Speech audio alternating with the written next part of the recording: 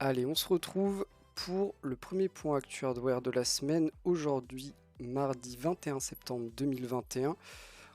On va avoir un point actu express au vu des problèmes techniques. Mon PC ne voulait pas. Il s'est mis en grève au démarrage, mais ça va, on a réussi à le convaincre. Et il nous reste du coup 20-25 minutes pour traiter quelques sujets plus ou moins intéressants, pas mal de vues du futur, qu'est-ce que nous réserve les prochains mois, prochaines années en termes de processeurs, cartes graphiques, c'est assez intéressant. On va commencer tout de suite avec une autre technologie du futur qui se démocratise et où il y a plusieurs acteurs sur le marché mondial. On va parler de Starlink qui va passer en fin de phase de bêta. Qu'est-ce que ça va changer?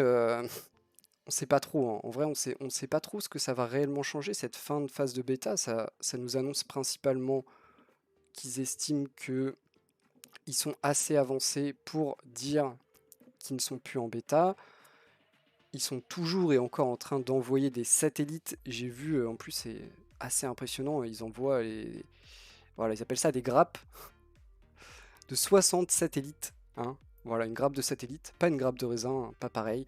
Une grappe de satellite, 60, c'est quand même énorme, hein, 60 satellites d'un coup, pour enrichir leur constellation qui permet du coup d'avoir accès à Internet via satellite, donc avec une parabole pour recevoir chez vous. Jusqu'à maintenant, c'est pas pour tout le monde. À la sortie de la phase de bêta, ce sera toujours pas pour tout le monde. Il faut savoir que beaucoup de gens se sont préinscrits pour du coup avoir accès à ce service et attendent toujours de recevoir le matériel.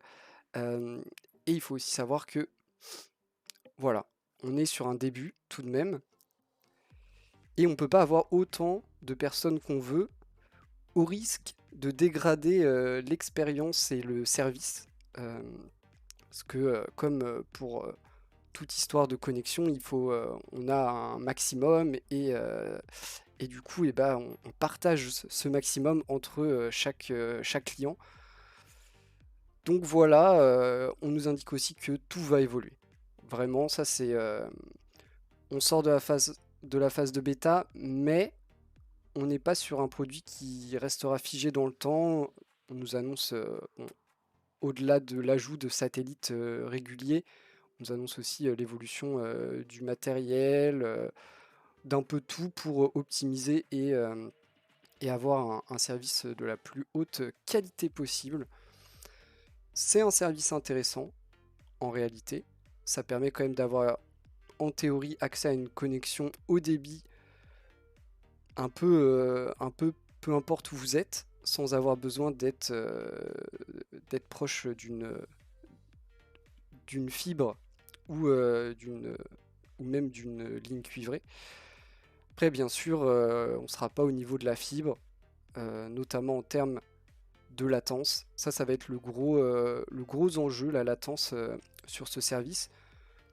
Le débit aussi sera un assez gros enjeu, mais voilà, tout le monde n'a pas besoin d'avoir 500 mégas de connexion. Par contre, avoir une latence pas trop importante et constante, ça va être ça le plus gros enjeu, d'avoir une latence constante.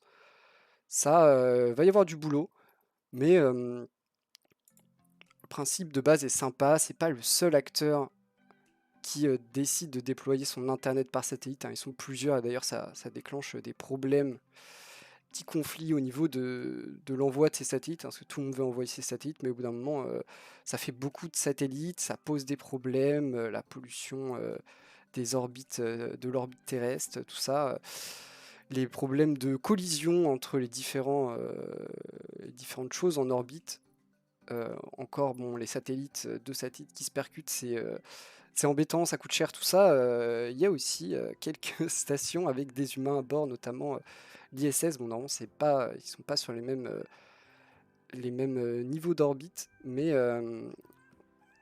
Voilà, faut quand même faire attention, on a déjà pas mal pollué l'espace, essayons de ne pas accentuer cette pollution, ça serait pas mal.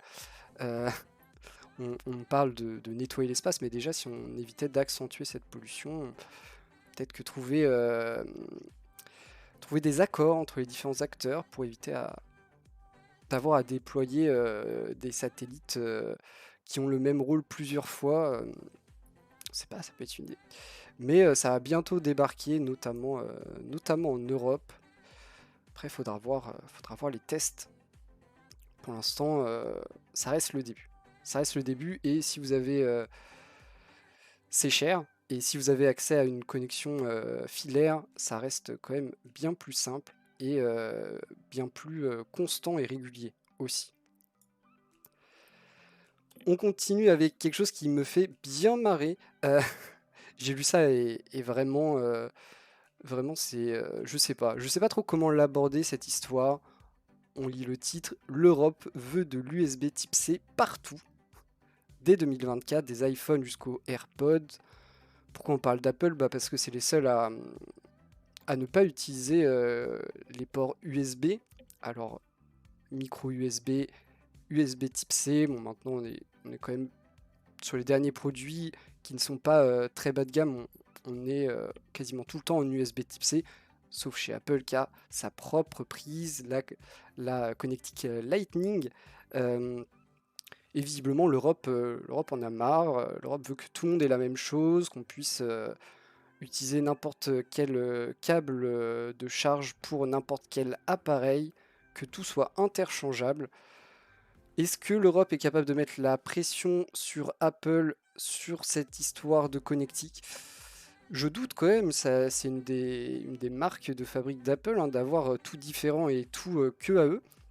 Avant le Lightning, on avait une autre connexion, je me souviens pas du nom, mais la très grosse, là, je dois en avoir encore quelque part, euh, qui, euh, qui, était, euh, qui était là avant le Lightning.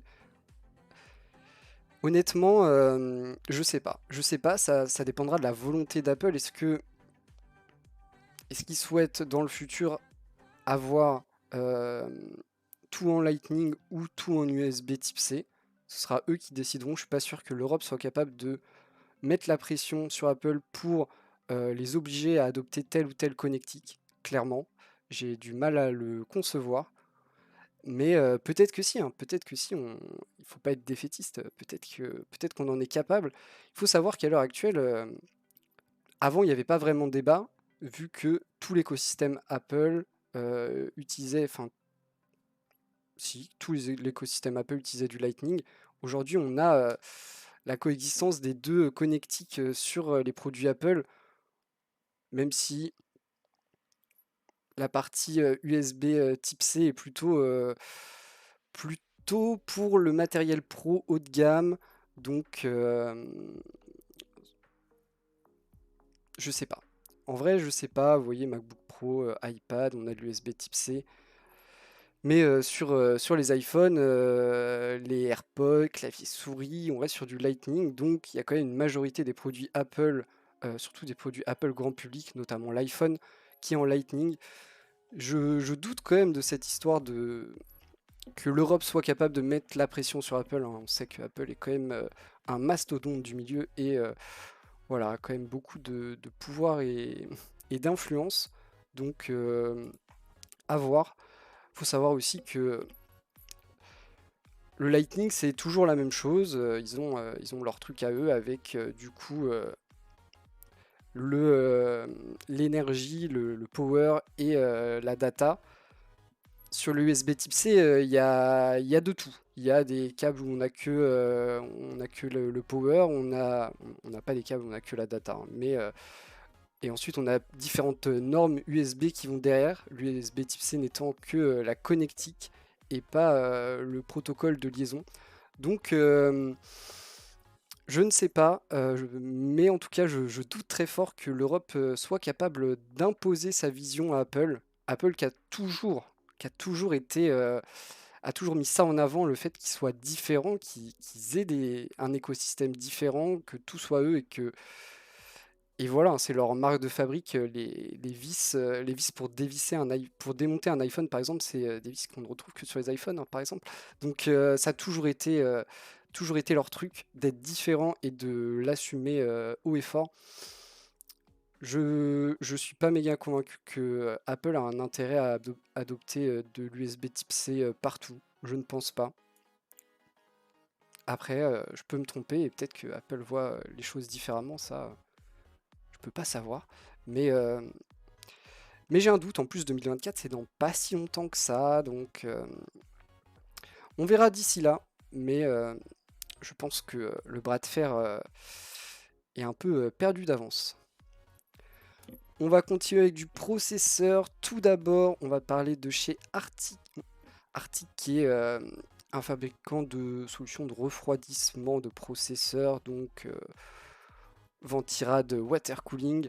euh, surtout, surtout connu pour les ventirad d'ailleurs, plus que pour les water cooling. En réalité, même s'ils font aussi du water cooling all-in-one plutôt compétitif et plutôt performant. Là, on va parler d'un truc très spécifique, on va parler du socket Intel 1700 qui va venir avec la 12e génération de processeurs Intel, génération qui devrait arriver à la fin de l'année, qu'on attend avec impatience et où on a des teasings quasiment quotidiens. Et c'est quelque chose qui me fait beaucoup plaisir. Donc, qui dit nouveau socket dit nouvelle fixation pour le refroidissement du processeur. Donc, en théorie, dans notre monde bien capitaliste, on se dit ok, c'est comme chez Apple, faut tout racheter. Et là, Arctic, très sympathique, nous informe que on peut, déjà premier point, on peut avoir gratuitement le nouveau système de fixation adaptable aux anciens produits, donc pas besoin de racheter un produit. Si, alors, si on a preuve d'achat d'un produit compatible, tout de même. Si jamais votre produit est trop ancien ou que vous n'avez pas la preuve d'achat, vous pouvez aussi acheter un petit module pour rendre les choses compatibles, un nouveau support de fixation compatible avec votre matériel. Pas compatible avec tous les matériels, vous imaginez bien, hein, c'est quand même pas magique. Mais voilà, quelques modèles tout de même pour un prix honnêtement correct. On est sur du 6 euros le système de fixation. Alors oui, c'est pas gratuit, mais 6 euros, c'est pas très cher et ça reste plus intéressant si vous avez un bon système de refroidissement que de racheter tout un système à 6 euros les fixations. Ça reste moins cher qu'un ventirad, hein, tout de même. Donc je trouve ça sympa. Je trouve que pour une fois, on ne nous demande pas de tout racheter et c'est assez rare pour qu'on puisse le souligner. Merci Arctic. En plus, ils font quand même des produits de qualité. Alors on est rarement sur de l'ultra haut de gamme chez Arctic. Par contre, on est sur des rapports performance-prix, même qualité, très intéressants en général. On va ensuite parler de cette 12e génération de processeurs Intel avec des modèles très particuliers. On avait déjà vu les Intel Alder Lake S, donc voilà, les plus puissants pour ordinateurs de bureau, processeurs de 12e génération. Là, on voit les Intel Alder Lake T. Qu'est-ce qu'ils ont comme différence? Pas énormément, pas énormément de différence. On voit ici les différents modèles. Alors ici, on a i9, i7, i5 et ensuite on a plein d'autres i5. On a beaucoup de i5 et un seul i9, un seul i7.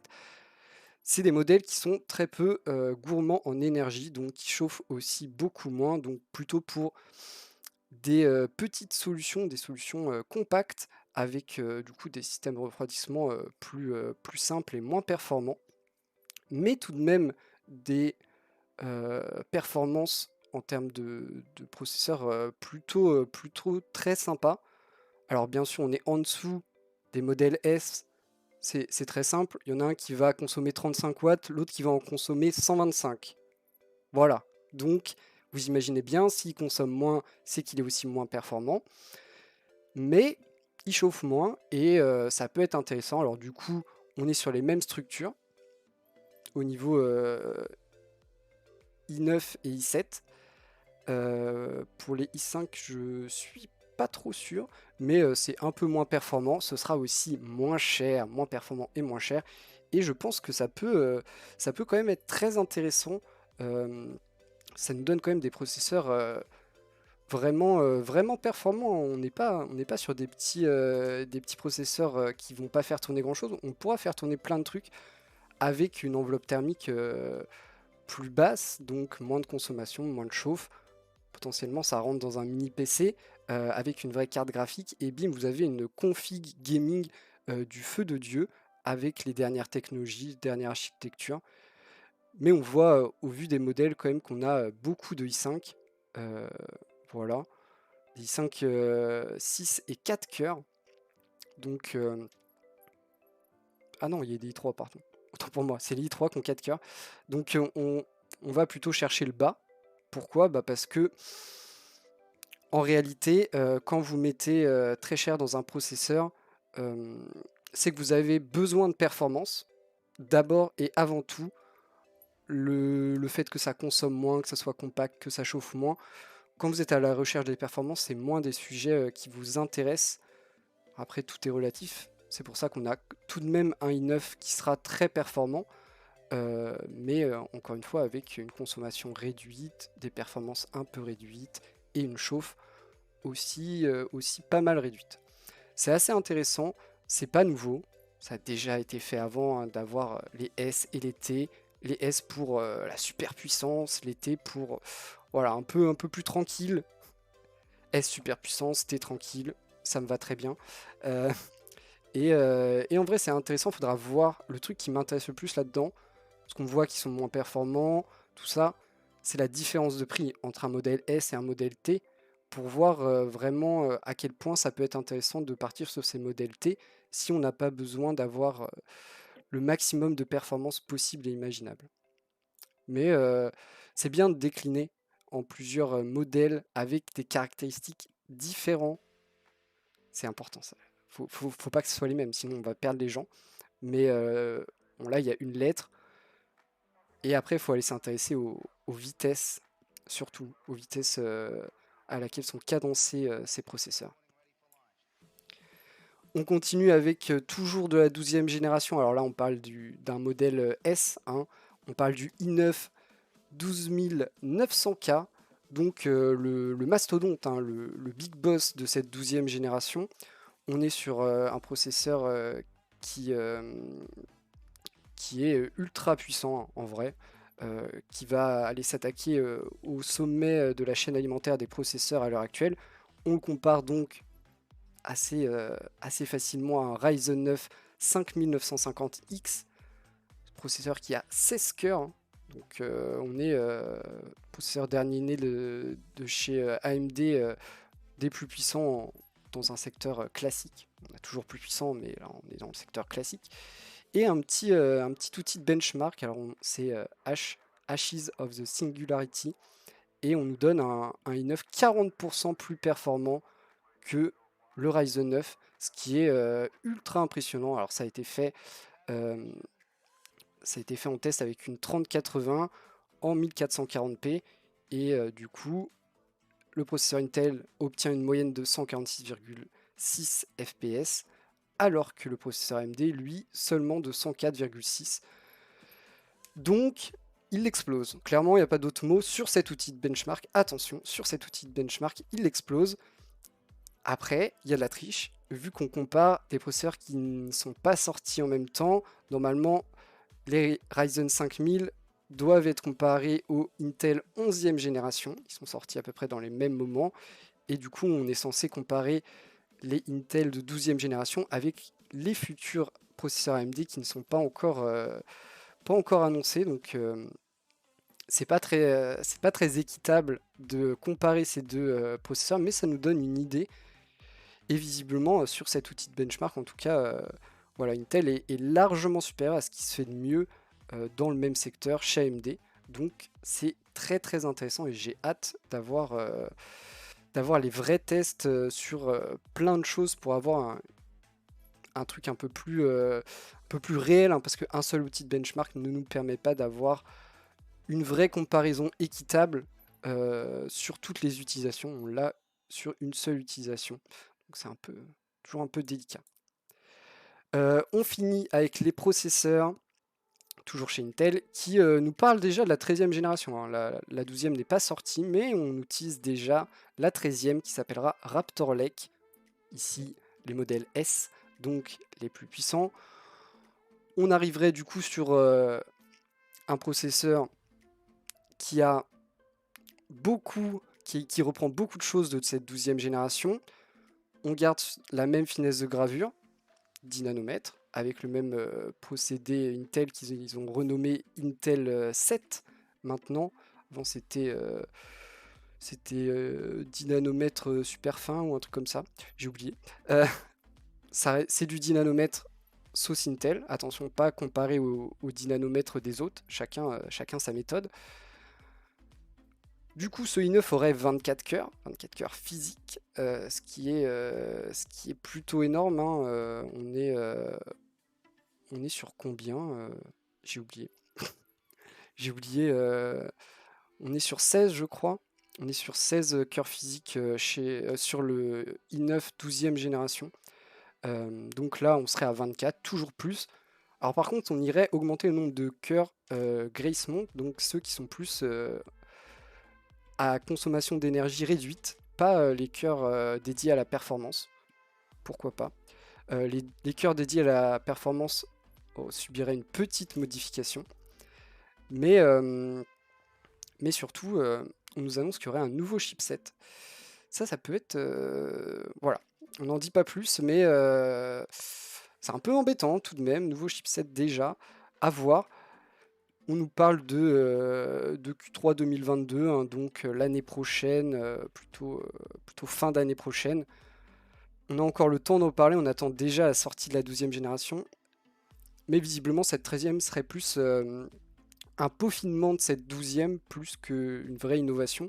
En même temps, la 12e est une vraie innovation avec changement de structure, d'architecture, et l'arrivée de cette architecture Big Little qu'on attend avec impatience. What? Alors, AMD 3960X, connais pas. Mais bonjour à toi, Mathias.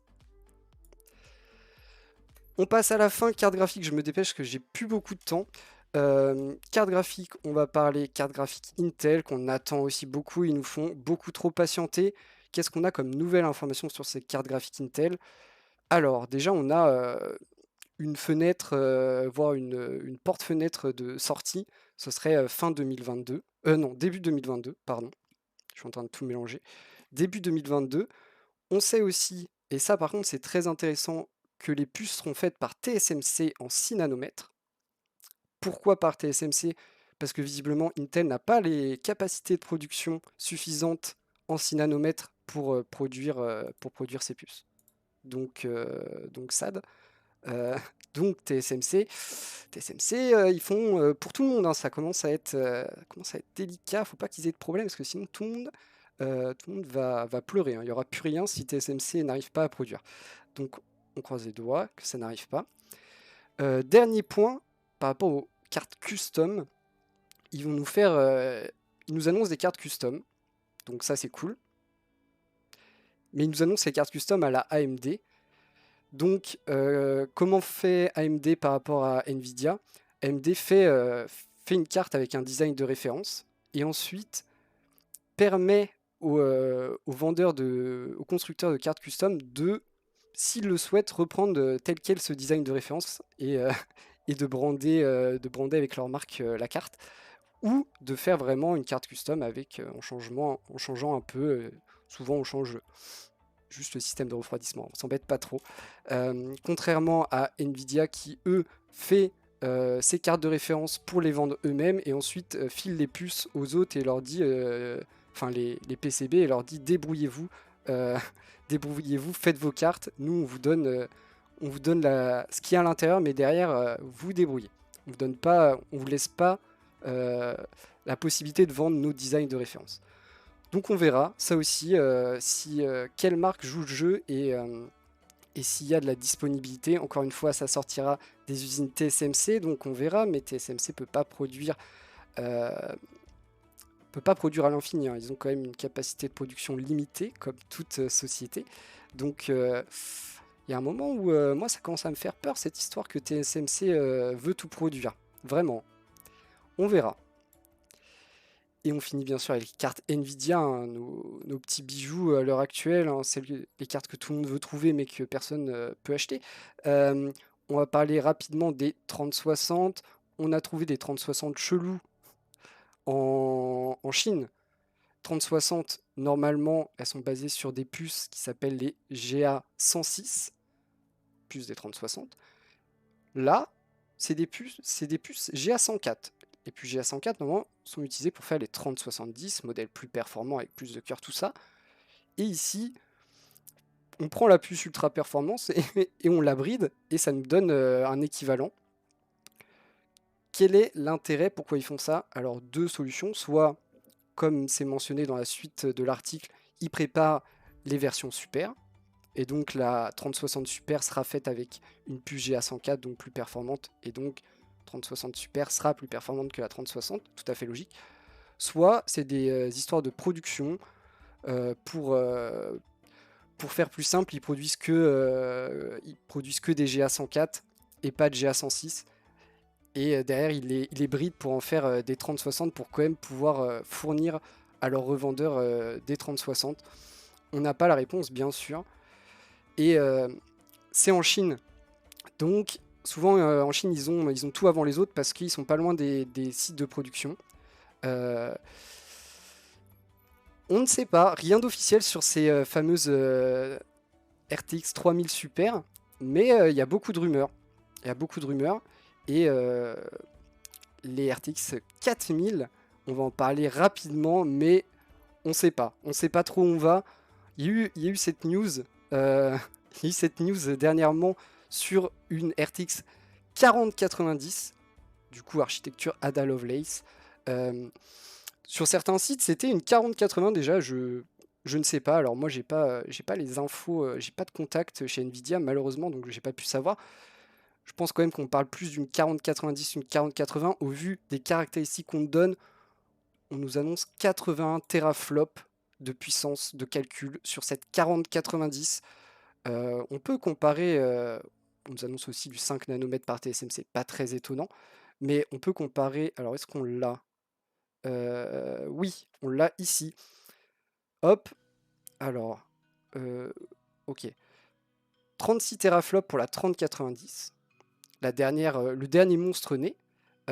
13 teraflops pour la 2080 Ti, celui d'avant. Et là, 81.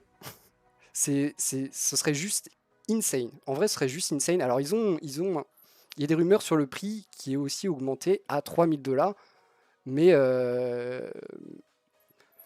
80 teraflops. 80. Genre, je sais pas trop là tout de suite maintenant, à part dans un secteur vraiment professionnel, qui peut avoir besoin de ce genre de carte. Qui a besoin de ça? Qui veut ça? Qui n'a pas assez de sa 3090 à l'heure actuelle pour se dire il faut absolument que je mette 3K pour avoir cette 4090? On ne sait pas. C'est pour l'instant les rumeurs ce serait fin d'année prochaine. Voilà, Q4 2022 avec très très peu d'informations. Mais clairement on est plus que doubler les performances là. Ce serait à voir aussi côté consommation électrique, effectivement, va peut-être falloir changer votre alimentation, c'est bien possible. Donc on a le temps, on a plus d'un an pour s'y préparer, on aura encore plein de rumeurs d'ici là, peut-être même des RTX 3000 Super. Donc on aura le temps d'en rediscuter, mais j'avoue que 80 teraflops ça fait rêver. 3000 $, ça fait un peu moins rêver, mais on finit avec le prix et les disponibilités rapidement.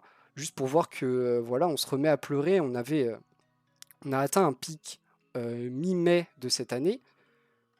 Ensuite, on a eu une décroissance au niveau des tarifs jusqu'à mi-juillet. Et depuis, on est reparti à la hausse, hein, malheureusement. La hausse des prix des cartes graphiques, sachant qu'on est déjà sur des prix, voilà, aujourd'hui on est à environ 170% du prix normal. Et on voit, ce qui est très intéressant, c'est on a en pointillé, alors ça se voit pas très bien, mais on a en pointillé une ligne qui représente la disponibilité des cartes. Et et on se rend bien compte que voilà, la disponibilité descend, les prix augmentent. C'est aussi simple que ça, hein. Il n'y a pas de sorcellerie. C'est plus il y a de cartes, moins les prix sont hauts, moins il y a de cartes, plus les prix remontent. Ça veut dire qu'il y a encore une demande énorme pour ces cartes dernière génération qui sont maintenant sorties il y a quand même quelques temps, donc ça montre bien que la capacité de production, elle n'est pas au top. On finit avec la disponibilité et bien triste, hein, vous voyez, aujourd'hui, si vous voulez une carte gaming pour faire du jeu vidéo, même pas dernière génération, hein, là j'ai pris toutes les cartes gaming qui existent, la moins chère est à 970 € pour une 6700 XT, et bien sûr les prix, voilà, est-ce qu'on a envie de monter encore plus haut? Non, pas vraiment, mais ça va jusqu'à 2050 € pour une 6900 XT, refroidissement hybride, tout ça. Pas de 3090 en stock aujourd'hui. Assez intéressant. En tout cas, voilà, ça conclut notre point actu Hardware Express. Excusez-moi d'avoir speedé un peu, mais j'ai eu plein de problèmes techniques au lancement. Jeudi, ce sera un peu plus chill si j'ai pas le retour des problèmes techniques. On verra. Vu que jeudi dernier, j'ai juste eu un micro inaudible pendant tout le truc. Donc, on verra. J'espère que, en tout cas, ça vous a plu, que je vous ai appris des trucs et que je vous ai donné envie de suivre l'actualité tech hardware. Moi, j'adore ça et je continuerai.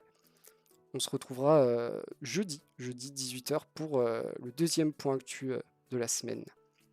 Voilà, merci d'avoir regardé.